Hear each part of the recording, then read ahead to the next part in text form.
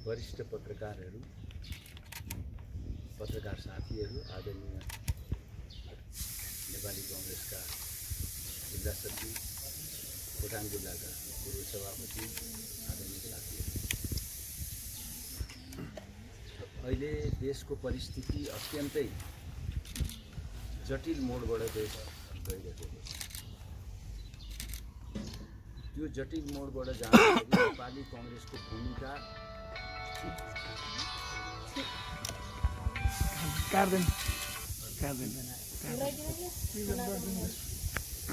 नेपाली कांग्रेसको भूमिका अत्यन्तै महत्त्वपूर्ण भएर गएको पनि देखिन्छ। त्यो जटिलता कसरी निम्त्यो भने पुस 5 गते प्रधानमन्त्रीजीले संसद विघटन गर्नुभयो र नेपाली कांग्रेसले त्यो संसद विघटनलाई असंवैधानिक अलोकतान्त्रिक कदम भनेर हामीहरू सडकमा आयौँ। पत्रकार साथीहरूले पनि त्यसलाई, देशभरिका पत्रकार साथीहरूले पनि त्यसका हामीहरूलाई साथ दिनुभयो, लेखेर मिडियामा प्रस्तुत गर्यो। किन गऱ्यौँ भने संविधानमा नभएको कुरा, संविधानले दिँदै नदिएको कुरा उहाँहरूले, प्रधानमन्त्रीजीले संसद विघटन गरिदिनु भएको थियो। अब संसद पुनर्स्थापन त भयो, संविधान जुन कोल्याप्स हुने थियो, संविधानै जान्छ भन्ने हामीहरूलाई जुन डर थियो त्यो अब रहेन। तर अहिलेको परिस्थिति कस्तो छ भने तपाईको संसद निर्णयको बन्दी, अब संसद चल्छ कि चल्दैन भन्ने कुरा अत्यन्त अप्ठ्यारो परिस्थितिबाट संसद गइरहेको छ। अर्कोतिर तपाईको नेकपा जुन थियो पार्टी, त्यो पार्टी अब पुरानै अवस्थामा माओवादी र तपाईको यतातिर एमाले भयो र एमाले भित्रको गुटबन्दीले गर्दाखेरि पनि अब संसद अनिर्णयको बन्दी बनिरहेको छ। यस्तो बेलामा नेपाली कांग्रेसको भूमिका अत्यन्तै महत्त्वपूर्ण छ, किनभने हामी एउटा लोकतान्त्रिक पार्टी हो र या 2 वर्ष भनौँ न हामीहरूको कार्यकाल, अहिले यो संसदको कार्यकाल 2 वर्ष छ, त्यो कार्यकाललाई पुरा गर्ने दिने कसरी जाने, एउटा कुरा त हामीले बुझ्नु पर्यो। राजनीतिमा नैतिकता हुन जरुरी छ, नैतिकताको खरेडी परेको छ, त्यसैले सायद होला प्रधानमन्त्रीजीले राजीनामा गर्नुभयो। नैतिकवान प्रधानमन्त्री भएको भए जुन दिन संसद पुनर्स्थापन हुन्थ्यो उहाँले संसद माने राजीनामा दिनु। अर्कोतिर तपाईको सरकारले बिजनेस दिइरहेको छैन, सरकारले बिजनेस नदिने, प्रधानमन्त्रीले राजीनामा नदिने हैन, र सभामुख के गर्नै नसक्ने अवस्थामा हुनुहुन्छ। उहाँको पनि अधिकार त छ होला नि त, संसदभित्र त अधिकारहरू हुन्छ नि त। त्यो संसदभित्रको अधिकार भनेको सभामुखको, उपसभामुखको निर्वाचन त सभामुखले गर्ने। आज हामीहरूले प्रश्न गर्नुपर्ने भएको छ सभामुखलाई पनि, त्यो निर्वाचनको लागि कसले रोकेको छ? सरकारले त रोकेको छैन, सरकारले रोक्ने कुरा पनि भएन। जोसुकै बन्नु, हामीलाई त्योसित मतलब भएन, तर संविधान त बन्नु पर्यो र त्यसमा अगाडि जानु पर्यो, त्यो नगर्ने। अर्कोतिर माओवादी केन्द्रले तपाईको समर्थन फिर्ता नलिने, नेपाली कांग्रेससित अङ्कगणितको हिसाबले हामीसित संख्या नपुग्ने,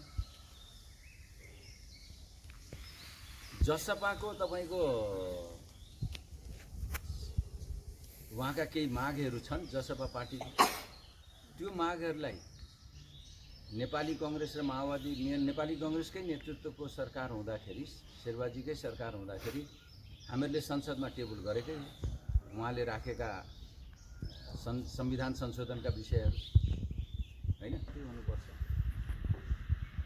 यस्तो परिस्थितिबाट अब देशलाई निकास दिने काम नेपाली कांग्रेसले मात्रै गर्न सक्छ। त्यो निकास नेपाली कांग्रेसको नेतृत्वमा सरकार बनाइकन निर्वाचनमा जानु उत्तम उपाय हो भन्ने मलाई लाग्छ। होइन नेपाली कांग्रेस हामी गर्न सक्दैनौँ, अप्ठ्यारो छ भन्ने हो भने विकल्प त हामीले दिनु पर्यो। यो सरकारको विकल्प हामीहरूले दिन सकेनौँ भने संसदीय व्यवस्था त अभाव सिद्ध भयो नि त। त्यो विकल्प नेपाली कङ्ग्रेसैले दिन सक्नुपर्छ। अहिले आइरहेको छ जसपाका नेताहरूलाई दिने कि ल सरकार बनाऊ भनिकन। तर राष्ट्रिय र अन्तर्राष्ट्रिय परिस्थिति हेर्दाखेरि बुझ्दाखेरि नेपाली कङ्ग्रेसको नेतृत्व चाहिँ सबैले स्वीकार्छ। के को लागि भन्दा निर्वाचनमा जानको लागि। प्रधानमन्त्रीजी पनि तपाईँको निर्वाचनै खोजिरहनु भएको छ, तर उहाँले आफ्नो नेतृत्वमा निर्वाचन खोजिरहनु भएको छ। प्रधानमन्त्रीजीले त्यसरी खोजिरहनु भएको छ। हाम्रो नेतृत्व खोजिरहेका छौँ। अब जसपा चाहिने निर्वाचन खोजिरहेको छ, तर उहाँहरू जसरी पहल गर्नुपर्ने हो, जसरी अगाडि बढ्नुपर्ने हो र जति उहाँहरू हिमशिम गर्दै हुनुहुन्छ प्रधानमन्त्रीजीको पार्टी एमाले भनौँ न, त्यो भोलि उहाँहरूलाई प्रतिपादक हुन्छ कि भन्ने पनि लाग्छ मलाई कता कता। अन्त सिजन मोहन ठाकुरजी यस्तो सिजन व्यक्तित्वहरू त्यहाँ हुनुहुन्छ। इस्युजहरू एकदमै कम्प्लिकेटेड इस्युजहरू छन्। रेशम चौधरीको इस्यु होला, संविधान संशोधनमा तपाईँको यो भाषाको कुरा होला, नागरिकताको कुरा होला, अन्य इस्युहरू छन् हैन। यो प्रदेशको इस्युहरू छ। त्यसमा जे जति सकिन्छ छलफल गरिकन यसलाई निर्क्युल गरेर अगाडि बढ्न सक्यो भने देशले विकास पाउँछ।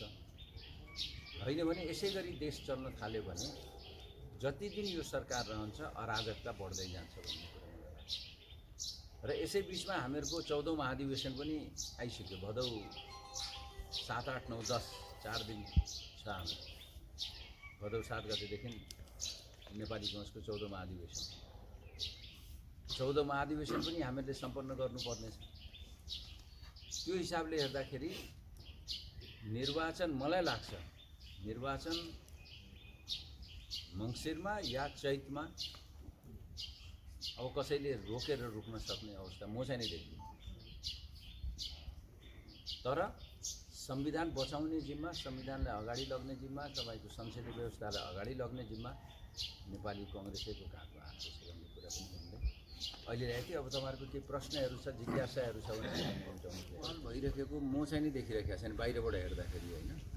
त्यसमा म त इन्भल्भ छैन, त्यसमा धेरै सानो ग्रुप इन्भल्भ हुने हो। तर जसरी जाँदैछ हामीहरूले भर्खर त 3 दलको बैठक हामीहरूले गऱ्यौँ होइन।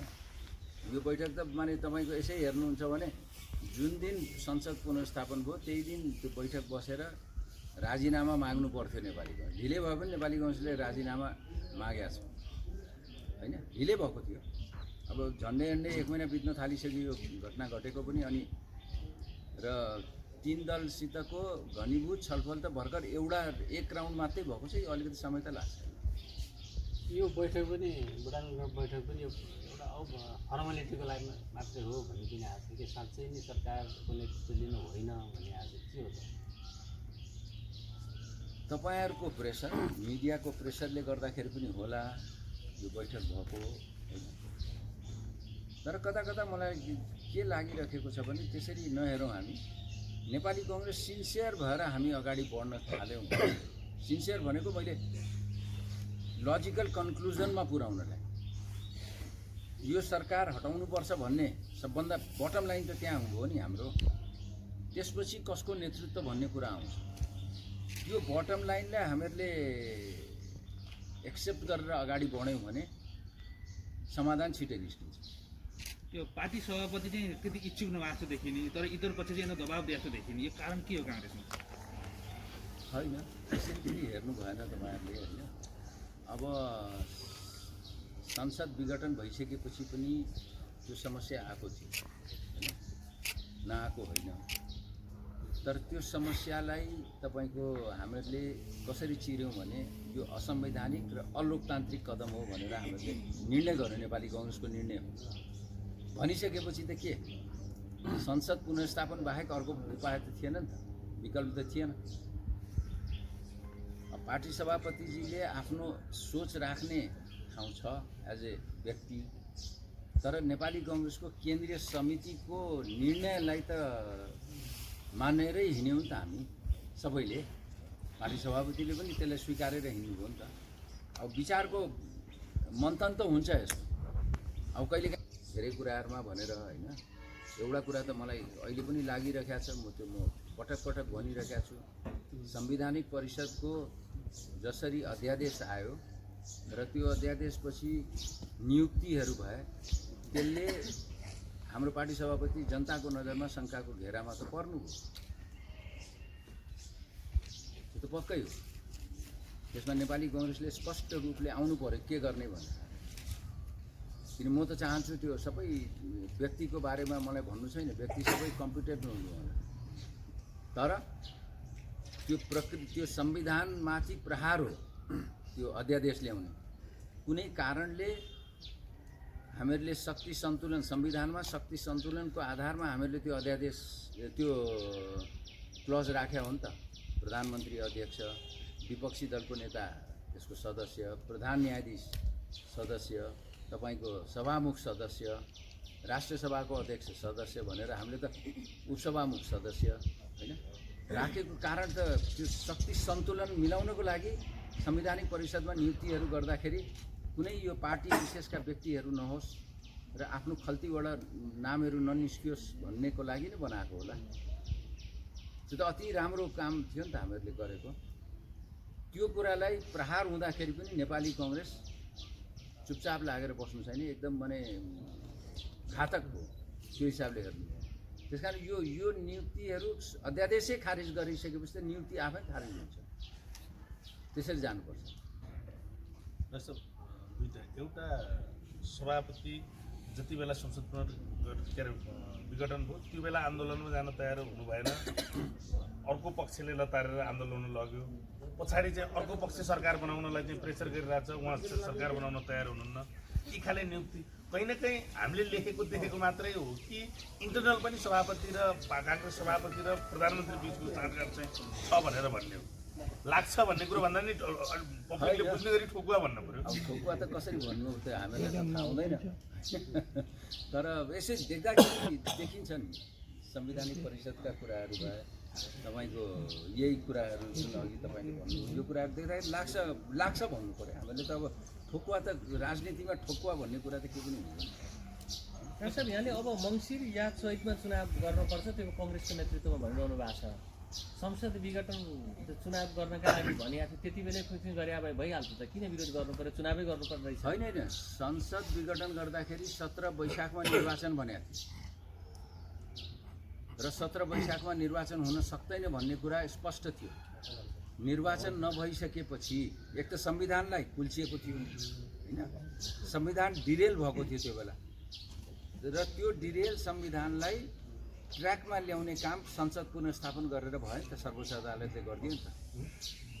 अब ट्र्याकमा त आयो नि।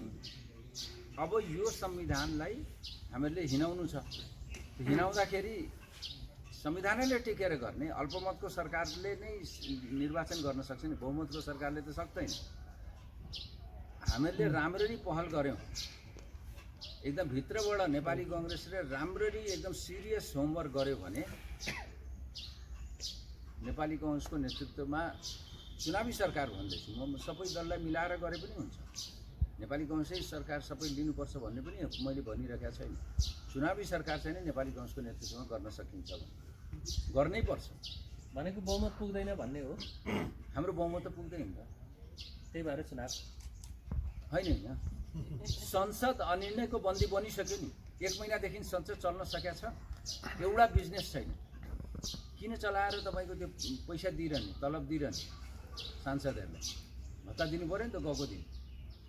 त्यहाँ गएर भाषण गर्ने मात्रै त होइन नि, बिजनेस सरकारले नदिने, बिजनेस सभामुखले नदिने, अनि संसदको औचित्य के रह्यो भन्नुहोस् त?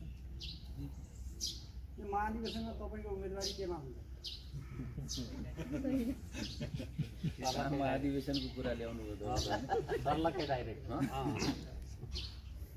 सभापति बाहेक अन्य पदमा मौलिक त्यसैसँग जोडेर पार्टीको महाधिवेशन भदौमा हुन्छ भनेर भनिसक्नुभयो, तर तपाईँहरूको क्यालेन्डर चाहिँ हरेक हप्ता चाहिँ क्यालेन्डर मिच्दै जानु भएको आज छ। पनि मिल्छ, अप्ठ्यारो हुन्छ।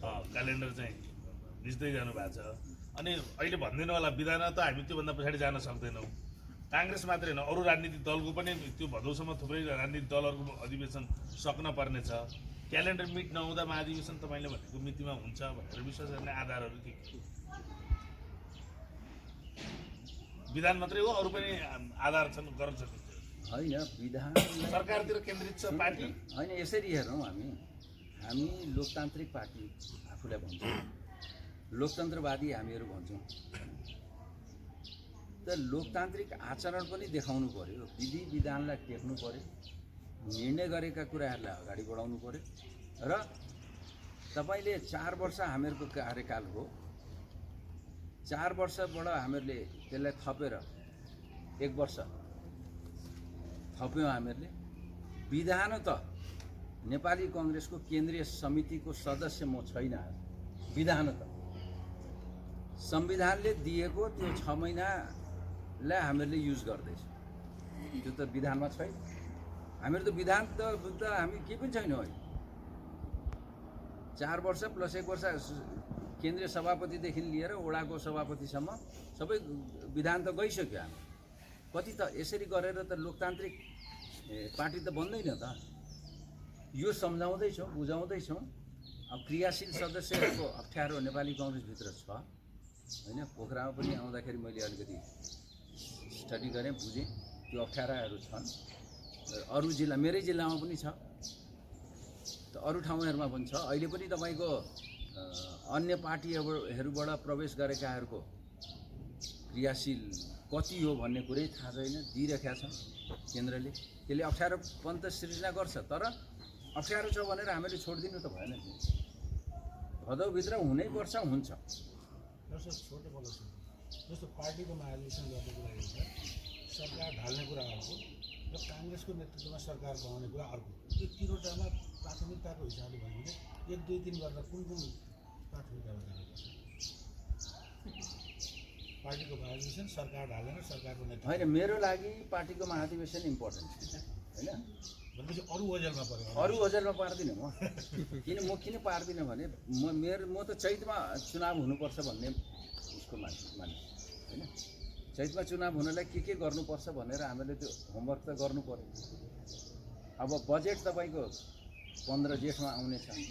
प्रधानमन्त्रीजीको इच्छा होला बजेट ल्याएर त्यो वितरणमुखी बजेट बनाउने र निर्वाचनमा जाने हुन पक्कै हुन्छ, उहाँको स्वाभाविक हो त्यो, होइन। उहाँले आफै बोल्नुभयो, यो सब स्वाभाविक कुरा हो। तर हामीहरूले गर्ने काम के हो भने नेपाली काङ्ग्रेसको अधिवेशन भदौभित्र गर्नै पर्यो। र यही भदौभित्र गर्नको लागि त अब नेपाली काङ्ग्रेसको नेतृत्वको सरकार त जसपालाई हामीले राम्ररी मनाउन सक्यौँ भने त भोलि बन्छ सरकार। कसरी बनाउने? जसपा त अलिकति डिभाइड भएर अर्कोतिर जाला जस्तो होइन, त्यही त। त्यसमा मनाउने भनेको त के हो भने तपाईँले जसपाका जुन मुद्दाहरू छन्, त्यो मुद्दा नेपाली काङ्ग्रेसले एक्सेप्ट गरिसकेका र हामीहरूले नेपाली काङ्ग्रेस, जसपा र माओवादी केन्द्रले त शेरबाजी प्रधानमन्त्री हुँदाखेरि संसदमा टेबलै गरेको हो नि, संविधान संशोधन जति, होइन। त्यो कुरालाई हामीले सम्झाउन सक्नु पर्यो, त्यो कुरालाई मनन गर्नु पर्यो। एमाले नमानेको हो नि त त्यो बेला। अहिले एमाले के कारणले नजिक भयो, कुन कारणले एमाले नजिक भयो भन्ने कुरा हामीले सोध्नु पर्यो नि त उनीहरूलाई। सरकारमा जाने कुरा हो भने सरकारमा आउनुहोस् तपाईँले। म त अझ मोहन ठाकुरै प्रधानमन्त्री भए पनि के फरक पर्दैन भन्ने मान्छे। किन निकास त दिनु पर्यो नि। अहिलेको सरकारले निकास दिन सक्दैन। जति दिन उहाँ बस्नुहुन्छ त्यति अराजकता बढ्दै जान्छ, सर्वसत्तावादतिर अगाडि बढ्दै जान्छ। त्यसकारण यो सरकारलाई हटाउन जरुरी छ। सम्भव भए काङ्ग्रेसको नेतृत्वमा, नभए जसपाको नेतृत्वमा पनि हुन्छ, किन हुँदैन? पहल त हामीले हाम्रै पहलमा गर्नुपर्छ। डाक्टर साहब, यो जस्तो अहिले सामाजिक सञ्जालमा भाइरल भइरहेको छ, एउटै मञ्चमा काङ्ग्रेसका सभापति र वरिष्ठ नेता त्यसरी जुवारी खेलेको, अलिकति यो के छ? कार्यकर्तामा कस्तो सन्देश जान्छ, आम मानिसले कसरी? दुर्भाग्य हो। त्यति मात्रै। अरू केही छ कि सकौँ?